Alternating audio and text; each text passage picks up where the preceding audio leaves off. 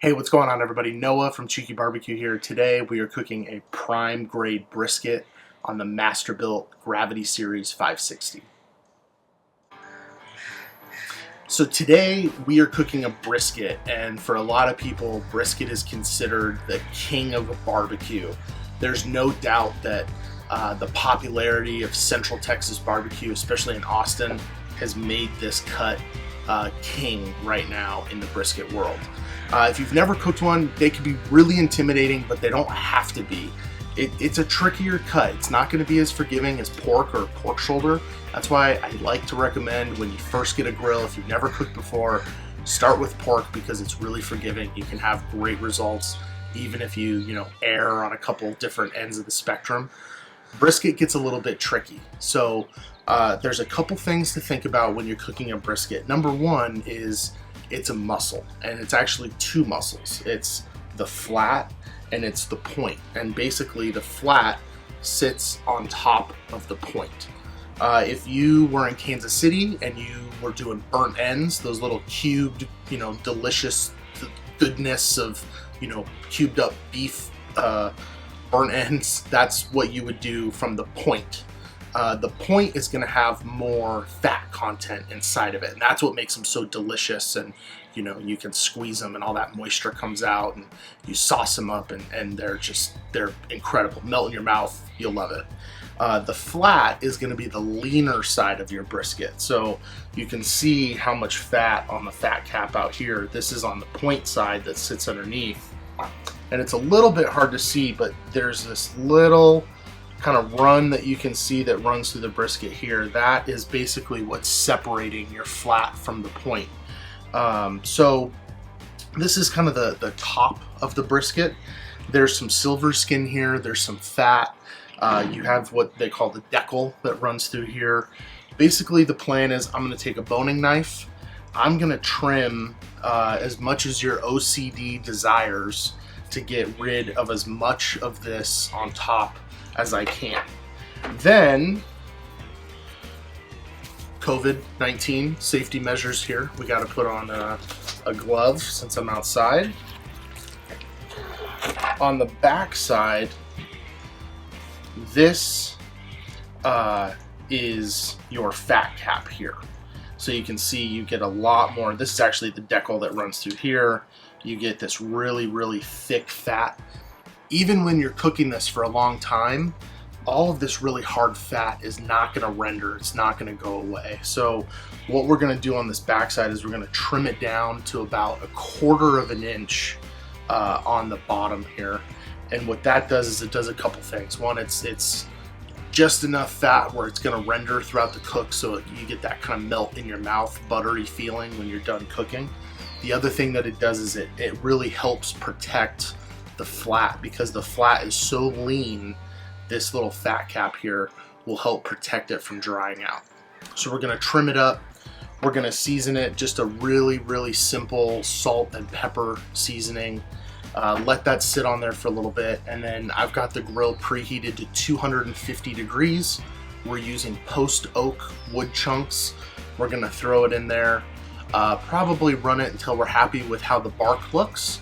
Wrap it up in some butcher paper, put it back in until it's probe tender. We'll try to give you a few tips along the way so that if you've never cooked a brisket, or if it's something that's intimidating for you, hopefully by the end of when you watch this video, you'll feel a little more comfortable giving it a try.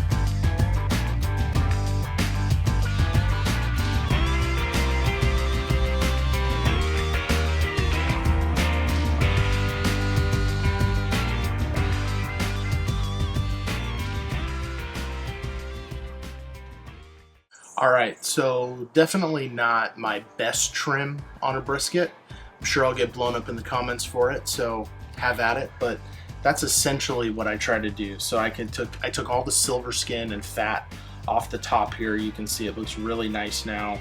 The aerodynamics of it are going to be pretty smooth, which is what you want, so that smoke moves over it really well. The other thing that I did that's kind of a little tip here, you can see, because later on, of course, when you're doing your slices, you want to be slicing against the grain.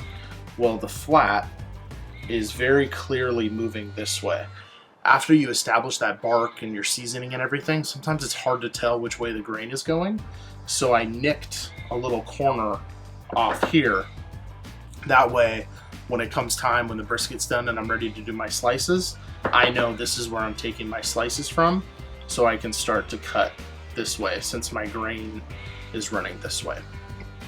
The other thing, fully admit, I made some mistakes on the fat cap here.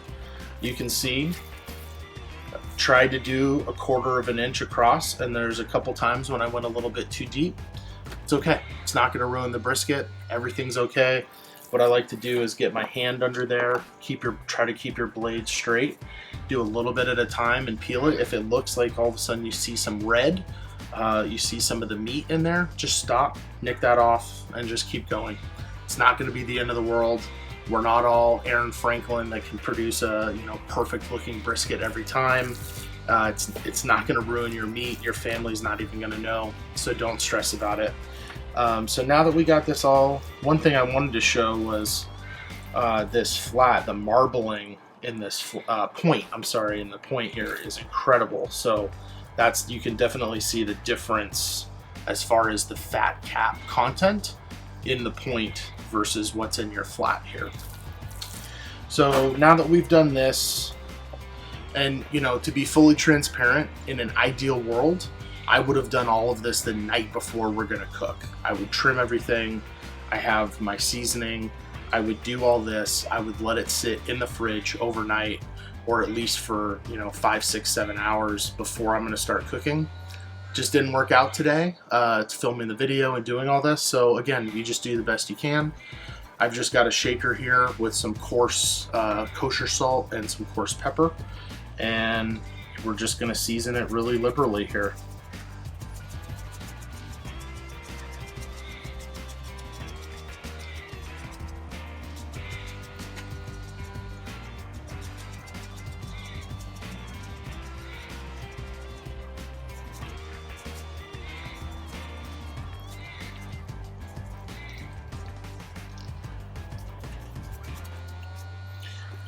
Of course, we're not going to forget to do the other side.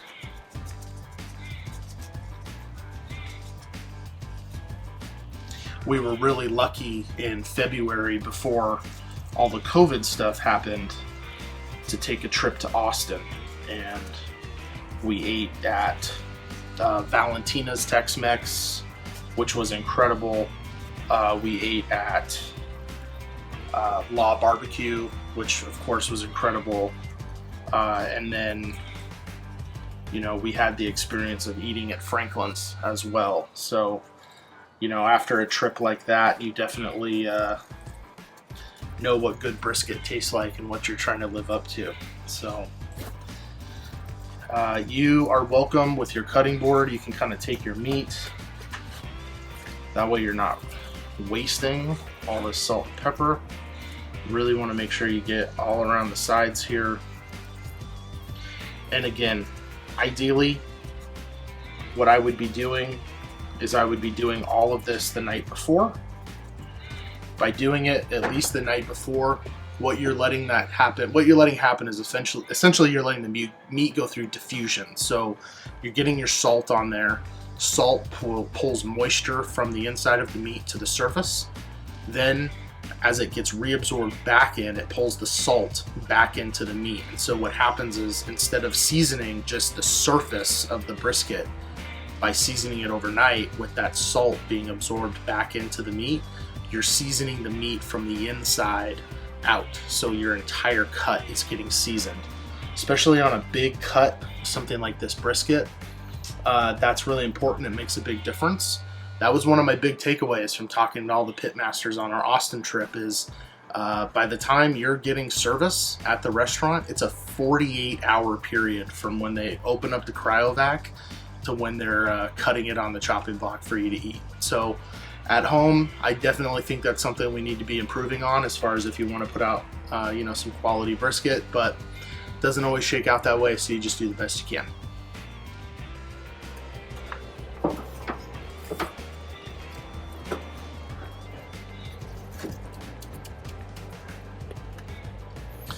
Okay, so what I'm going to do on this grill specifically is I'm going to position the point to be on the right-hand side.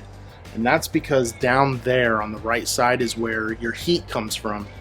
Because we talked about all the fat content of the point is basically going to protect the flat. So this is the first time I've cooked a brisket on this grill, but that's my assumption, is that I would rather put the point side closer to my heat source. And I'm also going to raise it up a little bit just so that we have full circulation of the smoke so we can get that nice bark around the entire cut. That's why I positioned it this way. I am running Jealous Devil today. They're brand new extra large briquettes. They burn awesome. It's made of the same stuff as their lump. I love burning lump charcoal, but I've found that briquettes work better in the Gravity Series grill. So these guys are about double the size of regular briquettes. So I tend to get a longer burn out of them without having to add fuel. And then what I've done is I've layered, as I've talked about in other videos, layered in some kind of wood chips throughout the chamber, and then I'll add a wood chunk or two on the bottom just to make sure that we're constantly getting smoke throughout this entire cook. I have the grill set to 250. I'm going to let this run, probably not look at it for at least a couple hours here.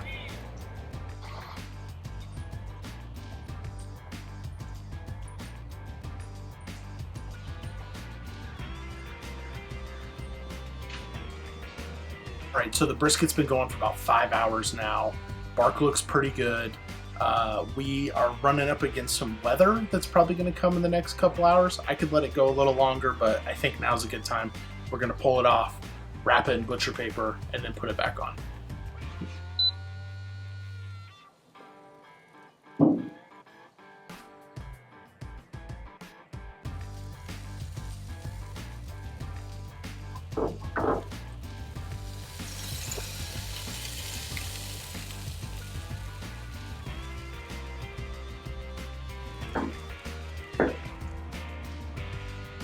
All right, so I'm not really worried about what the internal temperature of the brisket is at this point, but just as a guide, I'll use my ThermalWorks MK4 just to kind of tell you right in the middle of the flat, I'm at 155 degrees. So some people will tell you to take these to 160 and then wrap it. For me, it's really, if you're happy with the bark, that's when it's time to wrap.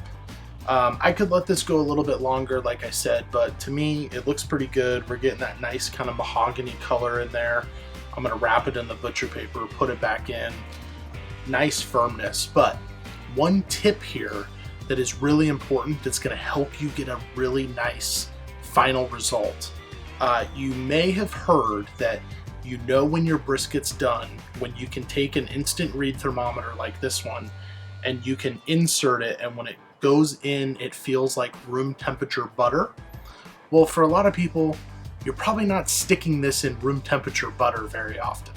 So a great tip is before you wrap and you have it here, take the probe and just feel what it's like to move it in a couple spots. You'll see that there's quite a bit of resistance when you go to put it in different spots in the flat and in the point. Point's probably going to have a little more give to it. It's going to go a little easier than the flat. Do this now so that when your brisket's getting close to being finished, somewhere between probably 203 to 205 degrees internal is what you're looking for. But really, it's about that feel.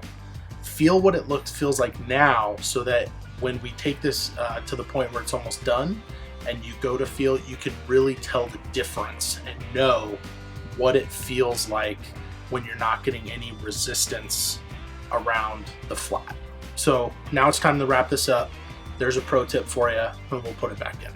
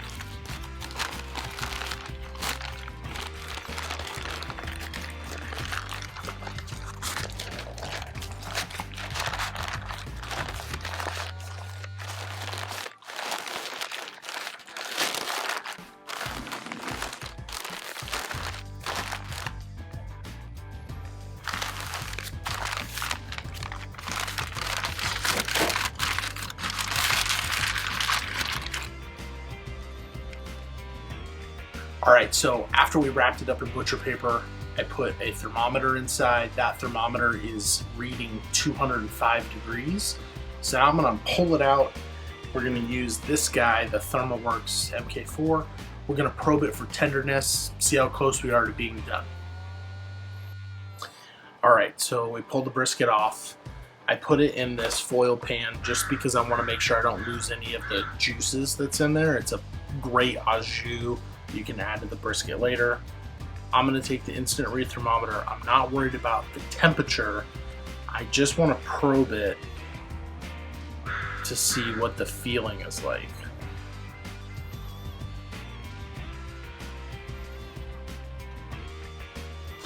Well, that's the flat. You can also probe the point. The point is going in great. I do think that the flat needs to go a little bit longer, so I'm going to put this in for probably another 20 or 30 minutes, wrap it up and just leave it in the foil, and then I think at that point it's probably going to be done. We'll pull it off and then let it rest for a few hours. So while we wait for the brisket to finish, I thought this would be a good time to talk about time and temperature. When I ran my pork shoulder, I ran that at 275 throughout the whole cook. There were a couple people that commented that thought that they didn't think that was low and slow cooking. 275 is still pretty low. With this cook, I started at 250. After I wrapped in the butcher paper, I did bump it up to 275. But really, it's a matter of knowing the type of cooker that you're on and the type of smoker that you're using. If I was using a pellet grill, I would be cooking at a far lower temperature, because on all pellet grills, the lower temperature you're at, the more smoke you're going to generate. So if I'm cooking on a pellet grill, I'm probably starting at 150 or 165 degrees, whatever the lowest temperature is, and I'm going to cook at that for the first several hours to generate that smoke. Because the Masterbuilt uses charcoal and wood chunks, or even if I was cooking on my Kamado with the same thing, love charcoal and wood chunks, I'm okay being at 275 because I'm still going to generate enough smoke flavor in what I'm cooking. If I was cooking on an offset with just, logs or stick burners, I'd be at 275 also. So don't be afraid to bump that temperature up a little bit. It's not going to hurt anything. It's still low and slow cooking. I mean, this brisket's still going to take about 10 hours from start to finish. If I would have started at 225 or below, all that would have done is just add a couple hours to the cook. I don't think the flavor would have been that much noticeable if I would have cooked at a lower temp. All right, so we ran the brisket for about 30 more minutes, checked the probe tenderness in the flat, and it's pretty tender. So now what I did, I opened up the butcher paper. I'm gonna let everything steam off. I got some questions on this on the pork shoulder. The reason why I let all the steam come off is because I don't want the brisket to keep cooking when I put it in here to rest. I want to basically get it, as the temperature is climbing, I want it to stop and plateau and then start to rest. I don't want it to keep climbing because then it's going to get too tender. So I'm going to let that steam off for a few minutes, which is what we've been doing. And I'm just going to wrap it up best I can with how I have it. This is where having the foil pan is nice because it's catching a lot of those juices that I'm going to put back on the brisket later. And then I have the Cambro Go box here, which is perfect. It can fit these half sheet pans. So I just put the entire foil pan in there. And then what I like to do, just for a little added insulation, take an old blanket, or an old towel, kind of put that on top there, and then we're going to seal it up. One thing I learned, especially from our trip to Austin, is we're not resting briskets for nearly long enough. They're putting them in holding chambers at 145 degrees for, sometimes 6, 8, 10, 12 hours. I want to let this rest for at least a few hours. Sometimes people are letting it rest for an hour or so, but what I found is that kind of 3 or 4 hours is a good sweet spot. So we're just going to let this slowly come back down to temperature, and then it's time to slice it and eat it and go from there. Brisket's been resting for a couple hours now. Now we're going to pull it out, slice it up, moment of truth, see how we did.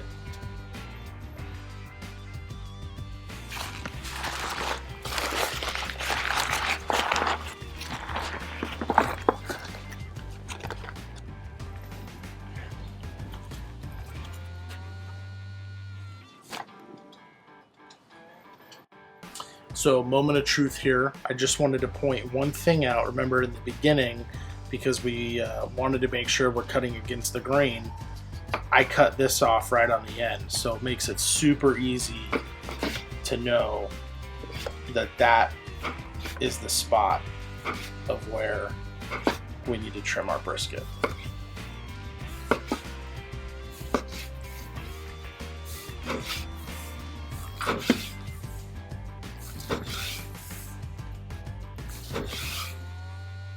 Okay, let's give it the bend test. Pretty good. See how it pulls apart. Pretty good. Now we'll give it a try.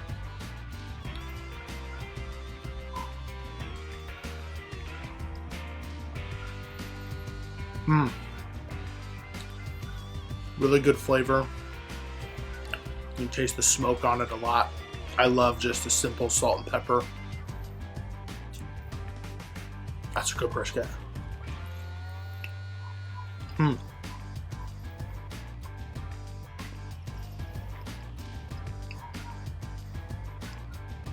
Thank you so much for watching. If you're intimidated by brisket, don't be. Go home, cook some brisket, give it a try. You won't regret it. Stuff's really good.